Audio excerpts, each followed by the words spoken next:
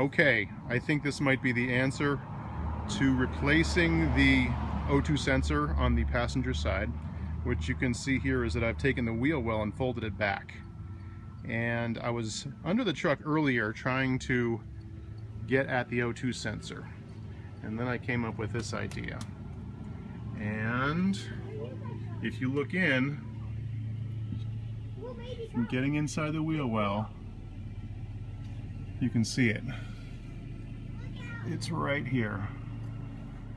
So I'm going to try to get that out, and we'll see what happens. The other good thing here is that you can see where the connector is. And there it is. It's the greenish colored connector right there. So on to step 2. Okay, you can see that I can get a long screwdriver into this connection out up here. And with any luck, I will be able to separate it. So let's see if it works. I have to put the camera down. There we go. It actually came out. So, you know, it's just a matter of being able to get a small screwdriver in there. And I'm trying to focus on where it came out of, but it's hard to see. But it took me about 10 seconds to get that thing out of there, and that's what it looks like. That's the connector. Okay, so it came out. That took me about another 30 seconds to get that out. To be honest, I was able to make the initial, I broke the threads loose from underneath the truck, but I still think that you can get a wrench on there from the side of the truck by taking out the wheel well. So I'm going to reinsert this one, the new one,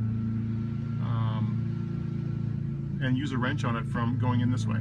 Okay, onward and up. Okay, so here's the new one. And you can see that it's got some thread locker of some kind, or maybe some anti-seize on there. So just be aware of it when you're putting the new one in, so you don't knock that stuff off of there. This one, the brand of this one is a Bosch. I'm sure there are others that have the same sort of setup. So let's see if I can get this in here.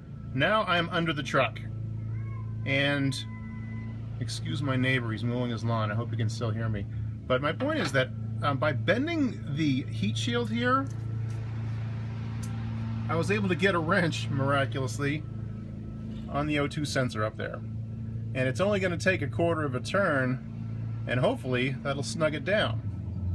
So, I will report back on my success. So, as predicted, it took about 1/8 of a turn to get that O2 sensor to snug up. And it's licked. I mean, as far as getting the threading in, it's in there and it's nice and snug.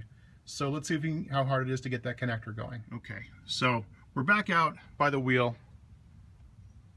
I'm getting in through the wheel well, and here is the connector.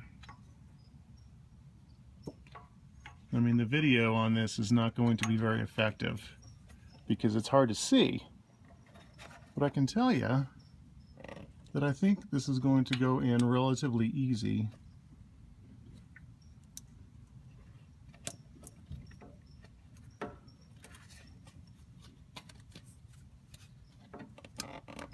Voila, it snapped in. Okay, there it is, right in there. So I think that's the job.